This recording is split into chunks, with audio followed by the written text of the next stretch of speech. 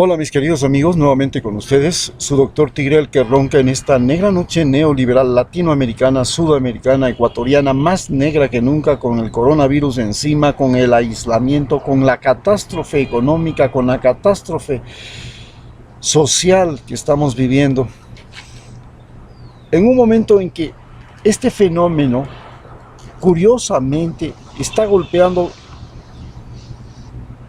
primero a los países más desarrollados del mundo y al hemisferio norte. Por ahora, el hemisferio norte es el que está más golpeado y estamos hablando de Norteamérica, Estados Unidos, próximamente estará Canadá, pero ya lo tenemos en Europa. Ni Alemania se ha salvado, a pesar de que tiene una gran capacidad de resolución de problemas, de evitar muertos. Pero ha entrado Japón, ya China está encima, Rusia trata de evitarlo, todavía tiene capacidades de combate porque tiene una población menos concentrada. Este coronavirus nos revela primero que es una enfermedad viral y nos plantea el gran problema: si los virus también van perdiendo capacidad de reproducirse en la medida en que se van multiplicando y multiplicando las nuevas generaciones de virus invasores. Este fenómeno de que los animales, las plantas, tienen periodos de fertilidad y periodos de infertilidad, inclusive en los seres humanos, las mujeres tienen periodos de fertilidad, normalmente 14 días después de la menstruación. Posiblemente también sucede en los virus. Los virus tienen una gran capacidad de fertilidad, de multiplicación, pero esa capacidad de multiplicación va disminuyendo progresivamente y, en segundo lugar, va disminuyendo también cuando desaparecen las condiciones que le permiten propagarse. La temperatura, vemos que es una enfermedad que se propaga fácilmente en climas más fríos. Segundo, la calidad del aire. Hemos visto que se propaga más en ciudades que tienen muchos años de contaminación, como Wuhan, Milán, New York, que se propaga también en lugares donde hay más hacinamiento, Guayaquil, posiblemente las favelas de Río, y así. Pero, curiosamente, o está por venir, estamos por esperar que esta enfermedad, que predominantemente se ha situado donde el aire, el ambiente y el deterioro de la naturaleza es más marcado, el hemisferio norte, tenga mucho menor impacto acá, en el hemisferio sur, porque las condiciones que le permiten al virus vivir, que son especialmente la calidad del aire, posiblemente sea mejor. Es una de las esperanzas que nos queda. Este proceso, este ataque del coronavirus en el mundo ha cambiado y ha trastornado al planeta más que lo que ha hecho una guerra. La primera guerra, las guerras napoleónicas, trastornaron a Europa y permitieron que todas las colonias de América se liberaran.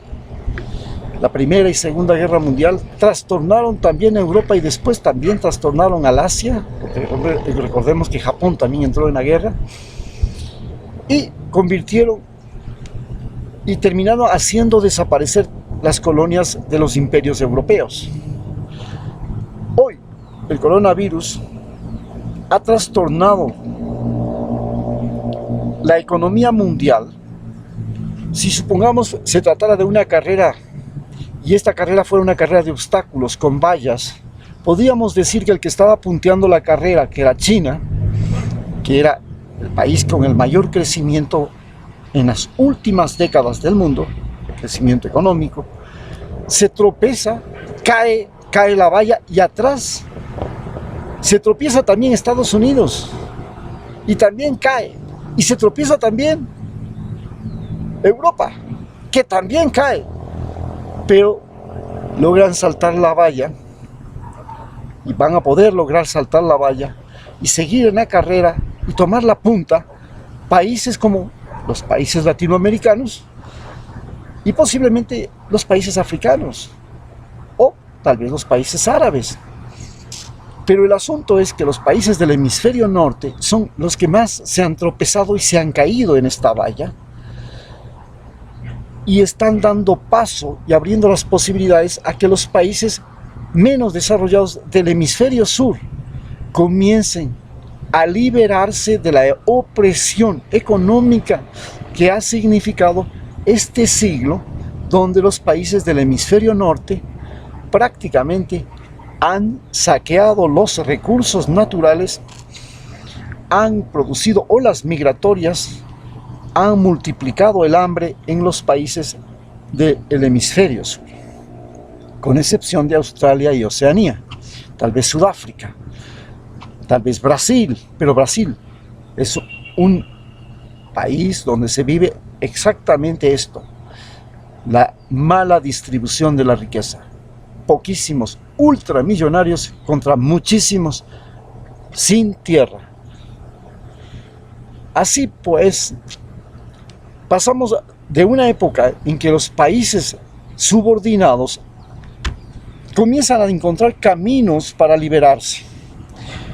Y en América Latina nos preparamos para un estallido social que ya lo vemos venir, que ya comenzó a manifestarse especialmente en Sudamérica con los levantamientos, las protestas que empezaron por Argentina y se solucionaron con el cambio de gobierno. Luego han pasado a Chile, ha pasado a Perú, pasó a Ecuador, pasó a Bolivia, se fue a Colombia, convirtiendo a América del Sur en un hervidero. A no dudarlo, esta crisis sanitaria se suma a la crisis económica y a la crisis política que ya venían arrastrando los países sudamericanos y por supuesto los países centroamericanos, que generaron una ola migratoria que está invadiendo Estados Unidos, que está invadiendo México y que está complicando todo lo que se llama el famoso Triángulo Norte de Norteamérica. De estos países, los que el coronavirus ha convertido en un polvorín donde va a estallar la situación son específicamente Ecuador y Bolivia. Ecuador, porque vive el anticorreísmo, porque la gente de Guayaquil se convirtió en el núcleo de la extrema derecha, y ese núcleo de la extrema derecha está absolutamente golpeado. En Bolivia, Santa Cruz es el núcleo de la extrema derecha y posiblemente también estará golpeado, no se sabe todavía. Pero además, vivimos una crisis económica que la arrastramos ya 3 años que tenemos crecimiento en negativo, es decir, hemos ido decreciendo, no creciendo. Nos hemos ido asfixiando. Somos un país dolarizado. No podemos disponer de medidas económicas, de cambios de moneda. La gente no confía en ninguna otra moneda que no sea el dólar. A esto se suma una crisis sanitaria. Y esta crisis sanitaria produce una parálisis económica brutal. Y el empobrecimiento que ya teníamos se multiplica exponencialmente, haciendo que comencemos a mirar que los policías y los militares que ahora nos están ayudando a evitar la propagación de la enfermedad se comienzan a convertir al mismo tiempo en un mecanismo de intimidación, igual que los medios de comunicación que nos asustan todos los días, pero les vamos perdiendo el miedo. Y al irles perdiendo el miedo, ya lo comenzamos a perder en octubre del año pasado, nos enfrentamos a la seria posibilidad de una subversión. Esta subversión, que puede ser No va a ser una subversión armada. Nosotros no tenemos una población armada, no tenemos guerrilleros. Va a ser una subversión de mártires, en que los policías van a matar civiles, lo mismo los militares. Y desgraciadamente, en la guerra moderna, no se pierde porque matas más enemigos, se pierde porque matas más civiles. La guerra de Afganistán, que la perdió Estados Unidos, la perdió no porque murieron muchísimos soldados norteamericanos como en Vietnam, no, la pierde porque va y mata millones de civiles en Afganistán. Y la pierde en Siria porque también la guerra afecta a millones de civiles y se produce una ola migratoria de Siria. Y es el gran efecto sobre la población civil la que produce la derrota. Para poder ganar una guerra o resolver un problema interno, tiene que haber el menor número de víctimas civiles. Si la guerra o la represión produce víctimas civiles, como lo pasó en Ecuador, como pasa en Colombia, como pasó en Chile, como pasa en Bolivia, la situación se vuelve contra el gobernante, el país opresor y el ejército que oprime o reprime a la población. Eso es lo que se está viviendo, porque Estados Unidos, como todos sabemos, Bolivia está viviendo lo mismo que Ecuador. Ecuador vive el anticorreísmo, Bolivia vive el antimasismo y el antievismo contra Evo. Se utiliza la misma estrategia, la persecución judicial, la persecución política, y se termina generando una población movilizada. En el momento que la población se moviliza, las cosas están perdidas. Mientras la población está como estamos ahorita, encerrados en nuestra casa, la población es dócil. Pero apenas termine esto, se dará un brusco despertar de la gente. Tiene que salir a trabajar, tiene que salir a comer, tiene que salir a buscar el pan nuestro de todos los días, y eso moviliza a la población, y ese momento la población se convierte en un peligro. Peligro que no solamente es para Ecuador, también lo es para Estados Unidos. Estados Unidos se confronta ahora que tiene una crisis sanitaria, pero la más grande de todos los países, y una crisis económica la más grande de todos los países, porque está produciendo millones de desempleados. Se le viene abajo todo el proyecto a Donald Trump. Dijo que iba a desarrollar la industria, está paralizada, que iba a desarrollar el empleo, se viene abajo, ya no hay empleo, hay desempleo. A esto se suman que en Estados Unidos los mayores víctimas de esta peste son negros e hispanos.